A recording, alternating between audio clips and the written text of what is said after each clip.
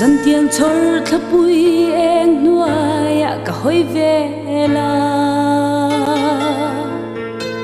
ông po har suy lung lên cứ tuar dấu lâu lối thiên nu linh arang cả lâu vai ô điên chim lâu sa măng trên đi chua lung hoa du na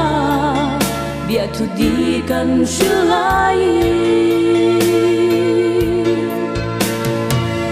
trên là cô là lâu em dầm hoa lên liang ta si nhìn em tu cái tông lâu cả ngày em chê sắc mel parang lom niya varay lang em matin on ko har tualen kazuam ne mo vang khwarial ang aday itelo chua ching mi davai ton tur yom si long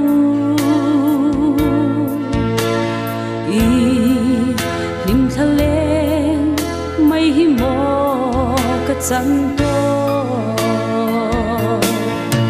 lung hoa du na bia thu đi cần giữ lại trên là cô là lâu em dầm hoa đi liang ta si mình hẹn tu cả tông lâu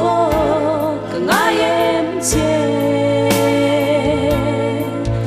sắc mel parang lom niya varay lang em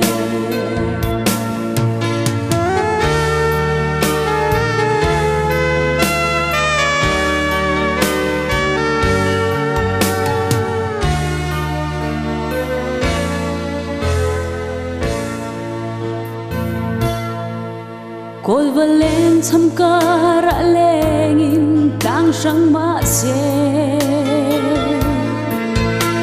lai ai cham hiểu ni ôm si lâu thằng van chor khắp bụi a lâu em chẳng hiểu ngài chung gieo hiền em cả đôi vong vong chê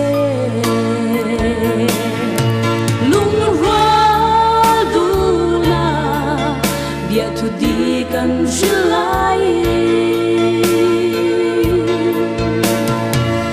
trên mà cô là lâu em dầm hoa đi liang ta si